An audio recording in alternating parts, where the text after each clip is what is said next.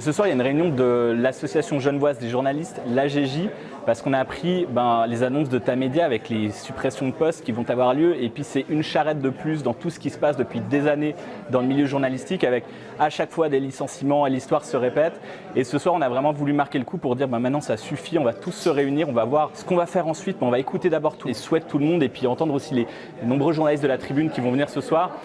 Pour se réunir, pour parler, pour faire corps, pour faire profession, c'est aussi ça le rôle d'un press'homme et pour dire voilà, qu'est-ce qu'on fait maintenant suite à ces annonces. On sent une énergie, on sent la volonté de discuter, de commencer à vraiment réfléchir sur l'avenir de notre métier, sur le paysage médiatique ici à Genève.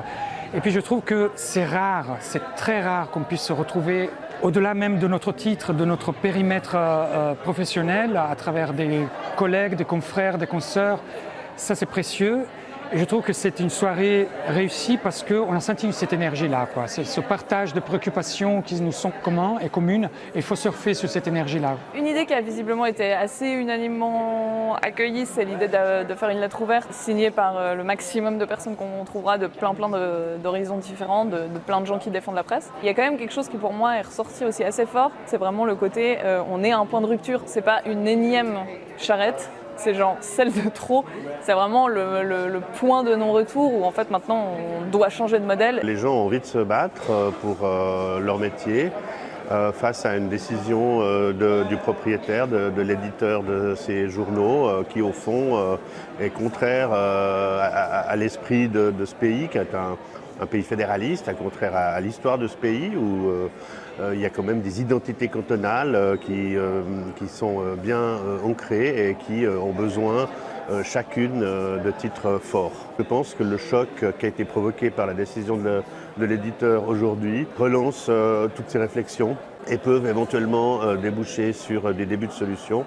Là, dans l'immédiat, c'est vrai que c'est un peu compliqué d'être optimiste. Après, il faut toujours garder espoir parce qu'on se dit qu'il y a toujours peut-être des nouvelles formes qu'on va pouvoir créer, mais pour ça, justement, il faut se réunir et pas juste être passif et regarder ce qui se passe. Et donc, c'est chacun séparé dans ses rédactions.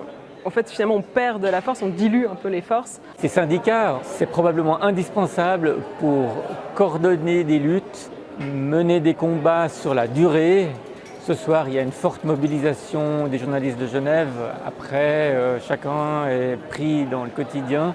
Les syndicats ont cette force de la persistance, d'exister, de continuer à exister, de revenir à la charge. La deuxième raison pour laquelle c'est important dans le cadre qui nous occupe, c'est qu'ils ont la mémoire des combats passés, ils permettent d'éviter des erreurs, de dire, ne serait-ce que sur le plan légal, ce qu'on peut faire et pas faire. On a une équipe de juristes qui est habilitée et qui a l'habitude de négocier des plans sociaux, les meilleures conditions possibles pour les journalistes, qu'on parle de conditions de travail ou de conditions de départ. Puis, il ne faut pas oublier qu'un press'homme, c'est le partenaire de la convention collective de travail en Suisse romande. C'est un press'homme qui défend cette convention collective de travail et donc qui va pouvoir s'associer aux discussions et aux négociations qui devront être menées.